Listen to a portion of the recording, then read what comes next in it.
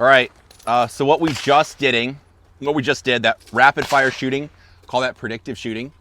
Now we're gonna change gears a little bit, and every time we fire a shot, it's going to be tied to a sight picture. Right, so before we wanted you to shoot aggressively and get it a little bit loose so you could understand what your tendencies are.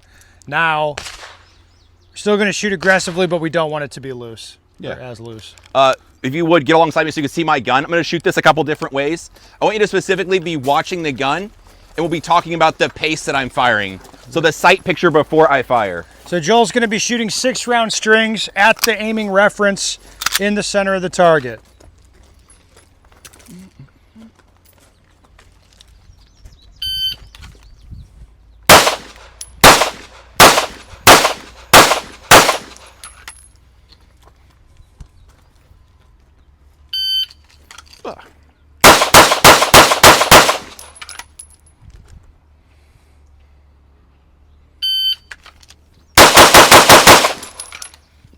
Between those three, what did you notice for a difference? The first one was probably a bit overkill for this distance. Yeah? Yeah. So I saw the sight stop, I pressed the trigger, I saw it come back, it didn't move, it looked perfect, then I pressed the trigger, and so on. So stop, stable, perfect sight picture, like textbook everything. As you, like it printed a group like this on the target.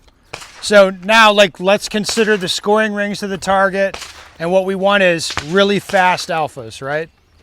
Obviously, we want to go as fast as we can and still hit that area. What Joel's doing, not appropriate at this distance. What kind of targets do you reckon that would be appropriate for? That would be the most efficient way. Overnight shoots and partials. Yeah, but it'd be like 40 yards away, right? I mean, we don't do business that way very much at pistol distances. No. The second one, if you're watching the gun carefully, the sight looked like a bouncing ball to me. So I stayed laser focused, and as soon as it came back down, I just pressed the trigger. So I'm waiting, and as soon as I see the dot bounce down, I press the trigger. That, for accountability, again, pretty good, right? Like sub fist size group or whatever. Like, then the third one, I just reacted to the color. So what that means is as soon as I saw red come back, I just pressed the trigger. So it'd be stopped, stable dot, like perfect, bouncing ball. So it's like, again, high accountability, or it's just color. So which one you're going to use is going to be different based on the target distance and difficulty. For this distance, like everyone here, from the blue line, would either of the first two engagement sequences or aiming strategies be needed? No. No, it'd be ridiculous, right? But, like, let's say you had a tuxedo target for, like, USPSA nerds at, like, 20 yards or 15 yards, and it'd be, like, just reacting to color, something probably you'd want to see, like, a bit more, right? So it adds in high accountability, but you're going to decide what to use based on the target distance and difficulty. Yeah, the other thing to point out here is to look at the outcome. I can cover it with a fist, even though we did color confirmation on there as well. So like the takeaway for me is the way we're shooting at 5 yards, hitting the A zone itself, it should not be a heavy lift at all. It's like because you're actually drilling your attention in on the aiming reference. Does that, everybody gets what I'm saying? It should be relatively tidy. Mm-hmm. That's also important off the draw. So I'm going to shoot one more time.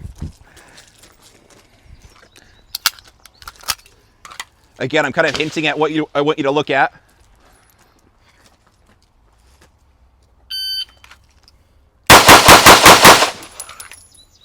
Again.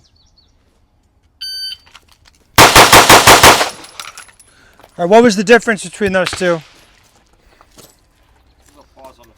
Well, the first one I Exactly. drew, Yes. and I waited for the sight to look stop, stable, and perfect, and then I decided to start reacting to the color after my sight was there and it wasn't move. So what we're saying here is if you decide, hey, I'm reacting to color, that means when you draw the pistol, as soon as you see color next to that reference, you should be reacting and pulling the trigger. The natural tendency for most people is to pause and be like extra sure of the first one. You fuck around with their grip.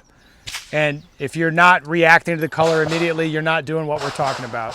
So it'd be as soon as the gun comes up and you're registering color, you should be reacting, right? Now you have to make sure that you obviously get the pressure on as you're coming out of the holster, so when the gun's at your eye line, you can react to what you see. Yeah. Yeah. Okay. Let's do the So thing. it's 6 shots from the holster. Again, reactive shooting, so you're reacting to a sight picture, and you need to decide what you're going to react to from each distance. So for everyone here, it should definitely be color at the blue line. You see the color of your sight and you shoot. Cool? All right.